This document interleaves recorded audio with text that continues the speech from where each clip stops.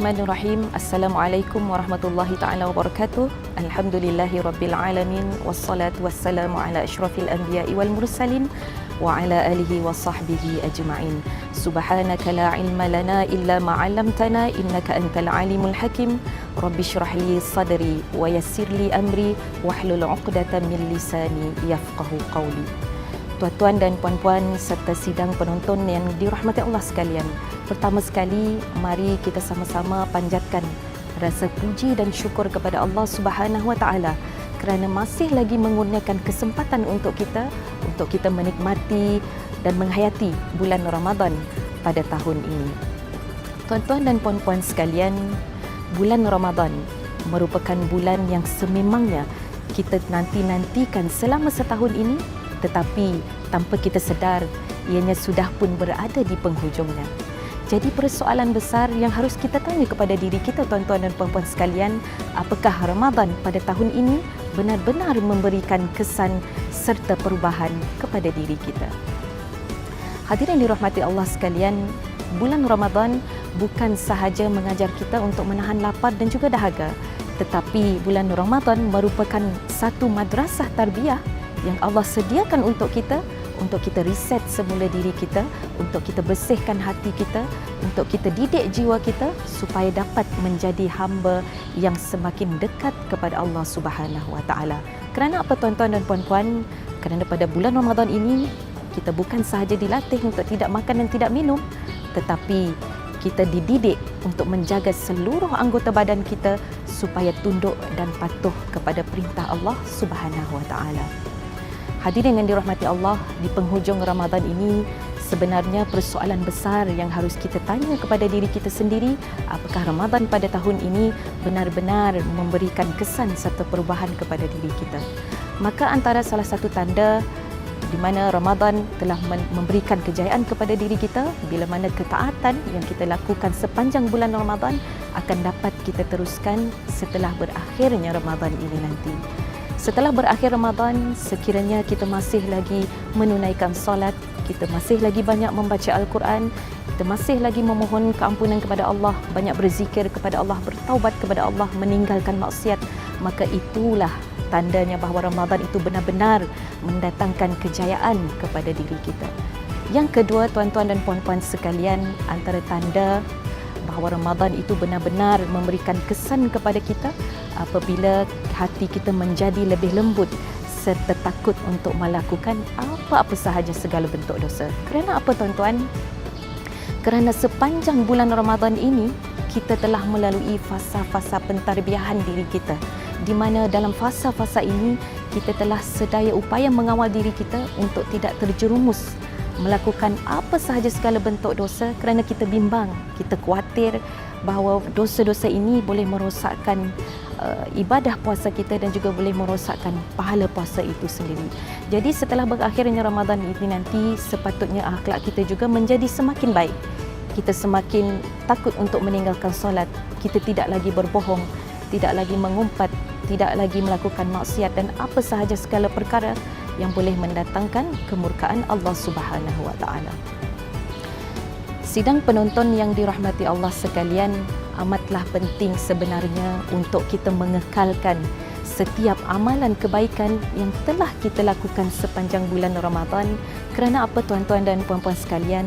Kerana kejayaan bulan Ramadan ini bukan terletaknya kepada amalan yang telah banyak kita lakukan sepanjang Ramadan, tetapi sejauh mana mampu untuk kita kekalkan amalan-amalan tersebut. Sekiranya selepas Ramadan kita tidak mampu untuk melakukan amalan yang banyak seperti banyaknya amalan kita pada bulan Ramadan, tetapi cukuplah dengan istiqamah. Kerana apa? Kerana antara amalan yang paling dicintai oleh Allah Subhanahu Wa Taala adalah amalan yang dilakukan secara berterusan walaupun sedikit. Sekiranya sepanjang Ramadan kita mampu untuk membaca Al-Quran 1 juz sehari, maka selepas Ramadan teruskan membaca Al-Quran walaupun hanya sekadar mampu membaca 1 muka surat sehari. Sekiranya sepanjang Ramadan kita mampu untuk bangun berqiyamul lail, maka selepas Ramadan teruskan dengan amalan tersebut walaupun dengan hanya menunaikan 2 rakaat solat malam. Walaupun kita merasakan amalan itu amat sedikit, tetapi teruslah beristiqamah kerana insya-Allah lama-kelamaan kita akan dapat mempertingkatkan amalan-amalan kita.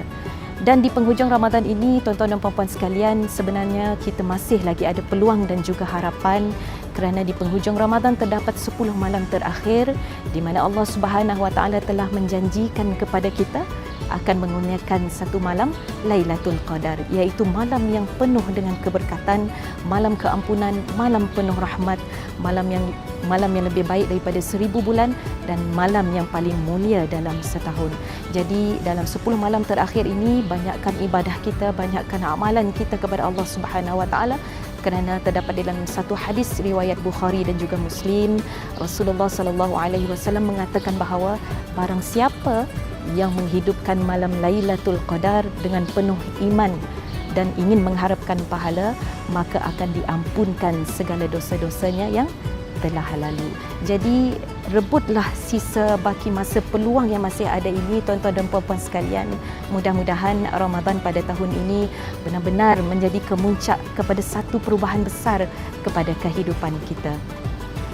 Dan akhir sekali, tuan-tuan dan puan-puan sekalian, tidak lama lagi kita juga akan memasuki bulan Syawal. Maka sama-sama semoga kita dapat menyambut bulan Syawal dengan penuh rasa kemenangan, dengan keadaan jiwa yang bersih, hati yang tenang. Sekiranya sepanjang Ramadan kita banyak menangis di dalam doa, sekiranya sepanjang Ramadan kita banyak merintih dan juga merendah diri di hadapan Allah Subhanahu Wa Taala, maka setelah masuk bulan Syawal nanti, sekiranya kita masih lagi melakukan dosa-dosa yang lama, maka itu tandanya Ramadan masih lagi tidak mendatangkan kejayaan kepada kita. Dan akhir sekali, tuan-tuan dan puan-puan sekalian, jangan kita biarkan Ramadan itu berlalu pergi tanpa memberikan sebarang kesan ataupun perubahan kepada diri kita.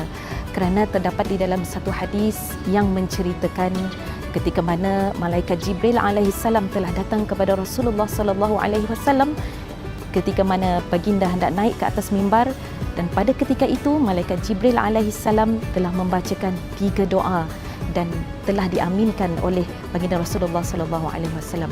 Dan apa salah satu doa yang telah dibacakan oleh malaikat Jibril alaihi salam? Malaikat Jibril AS telah mengatakan bahawa celakalah orang yang didatangi bulan Ramadan tetapi dosanya tetap tidak diampunkan oleh Allah Subhanahu Wa Taala. Nauzubillahi min zalik. Mari sama-sama kita perbanyakkan istighfar, perbanyakkan memohon doa kepada Allah Subhanahu Wa Taala. Semoga Allah mengampunkan segala dosa-dosa kita, semoga Allah menerima segala amalan kebaikan kita sepanjang Ramadan, dan semoga Allah menetapkan hati kita pada jalan ketaatan setelah berakhirnya Ramadan ini nanti. Wallahu a'lam. Assalamualaikum warahmatullahi taala wabarakatuh.